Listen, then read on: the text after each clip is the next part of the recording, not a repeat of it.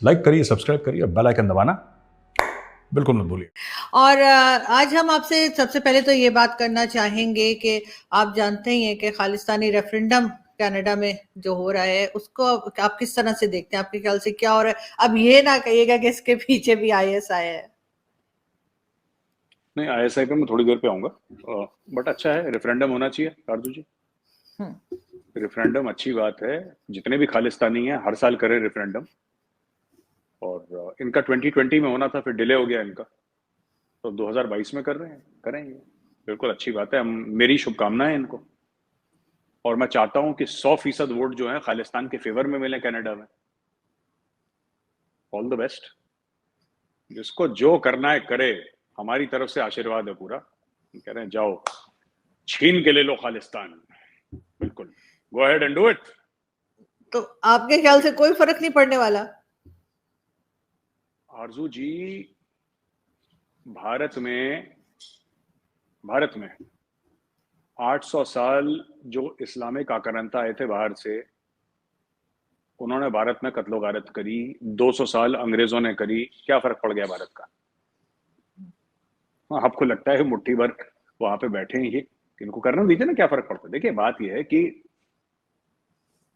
हाथी चलता रहता है, कुत्ते भौंकते रहते हैं, इसमें ज्यादा इमोशनल होने वाली बात नहीं है।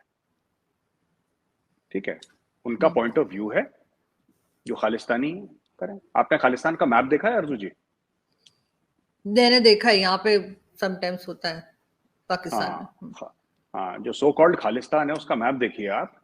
हम्म। उसमें पंजाब तो दोनों तरफ है।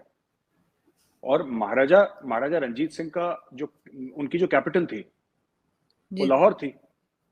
और सिख एम्पायर का जो फ्लैग था वो काबुल तक में लहराता था। इनको खालिस्तानियों को ये बोलिए कि बेटा एक काम करो, चलो मैं भी तुम्हें खालिस्तान सपोर्ट करूंगी। आप बोलिएगा इनको कि I will also support Khalistan. तुम पाकिस्तान का 1 स्क्वायर इंच अपने मैप पे दिखाओ जरा। 1 स्क्वायर इंच पाकिस्तान का। अच्छा, छोड़ दो। इनसे ये पूछिए कि नानकाना साहिब जो कि पाकिस्तान में है, हमारे लिए भी बहुत इज्जत वाली जगह है, सबके लिए बहुत इज्जत वाली। इनसे पूछना कि नानकाना साहिब जो कि मोस्ट रेवर्ड है सिख रिलीजन में, जो साइट है ननकाना साहिब, क्या ना वो खालिस्तान में है कि नहीं है? ये पूछ लीजिएगा जरा। महाराजा रणजीत सिंह तो बहुत बाद में आते हैं। आप ही पूछ लीजिएगा Nankana Sahib is it in Khalistan और नॉट इन खालिस्तान। एक बार पूछ सही। लीजिएगा। इनको करने दीजिए रेफरेंडम। और जो भी कर रहे हैं रेफरेंडम, बहुत बहुत शुभकामनाएं आपको। हर साल करिए। मैं तो कह रहा हूँ चाल में हर हर क्वार्टर करिए आप रेफरेंडम। बढ़िया है। लड़के लीजिए खालिस्तान, मजा आ जाएगा। तो यही है बस आरतू जी। आपके यहाँ तो खैर वो भारत जोड़ो भी चल रहा है कि उस किस्म की तरीके भी चल रही हैं, क्या भारत टूटा हुआ है?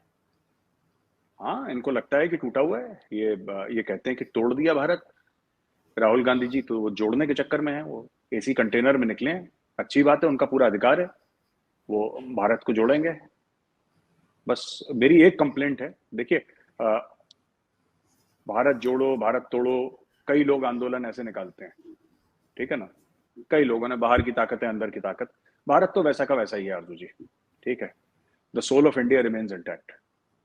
तो अगर जोड़ने की बात कर रहे हैं तो कोई गलत बात नहीं कर रहे हैं राहुल जी, मेरे हिसाब से तो ठीक ही बात कर रहे हैं। और करें वो। भारत को भी जोड़ के देख लें एक बार। और अगर उनको कुछ करना है, देखिए सबसे बड़ी बात है इंडिया एज ए डेमोक्रेसी। आपको सबसे पहले इलेक्शन जीतने पड़ेंगे। सबसे पहले आपको इलेक्शन जीतने पड़ेंगे। और अगर आप इलेक्शन नहीं जीत सकते तो फिर ये बातें ऐसी ही रह जाती हैं। अनफॉर्चुनेटली क्या है कि राहुल गांधी जी के नेतृत्व में, उनके उनकी लीडरशिप में कांग्रेस कभी जीती नहीं है। और मुझे ऐसा लगता है कि भारत को एक बड़ी स्ट्रांग ऑपोजिशन चाहिए। किसी भी डेमोक्रेसी में एक स्ट्रांग ऑपोजिशन होनी चाहिए। और भारत में ऑपोजिशन है ही नहीं। There is no opposition. Bharat में सिर्फ भारतीय जनता पार्टी है ऑपोजिशन। नाम नेहाद ऑपोजिशन है, जो फॉर्मेलिटी के लिए आप बोलते हैं कि हाँ ये ऑपोजिशन के बेंचेस हैं, वहां पे कोई थोड़ा सा कूकू कर लेता है कभी, वरना तो कोई आवाज ही नहीं सुनने में आती। उसका रीजन है। और कहीं ना कहीं राहुल जी को टाइम भी मिलेगा। आई थिंक 50-60 दिन की, कितने दिन की यात्रा है, उनको टाइम भी बहुत मिलेगा, समय मिलेगा उनको। और मुझे लगता है कहीं ना कहीं उनको आत्ममंथन करना चाहिए कि कांग्रेस का ऐसा हाल क्यों हुआ आखिर। क्यों हुआ आखिर? क्यों भारतवासी लगातार दर लगातार नरेंद्र मोदी जी को वोट दे रहे हैं? कारण क्या है इसके पीछे? कोई तो लॉजिक होगा ना, कोई तो लॉजिक होगा कि अगर एक्चुअली नरेंद्र मोदी जी भारत को तोड़ रहे होते तो उनकी पार्टी की 300 ज्यादा सीटें आती पार्लियामेंट में। उत्तर प्रदेश जैसा राज्य जहां पे आज तक का रिकॉर्ड है कि कोई दूसरी बार किसी ने कंसेक्यूटिवली सरकार नहीं बनाई, वो बनाते। कुछ तो होगा ना जी। बिना कारण के, बिना बिना वजह के तो कुछ नहीं होता। तो मुझे लगता है कि इनको आत्ममंथन भी करना चाहिए। बाकी पॉलिटिक्स के बारे में मेरी इतनी जानकारी है नहीं, लेकिन मुझे लगता है कि कांग्रेस पार्टी में आरजू जी अकाउंटेबिलिटी नहीं है।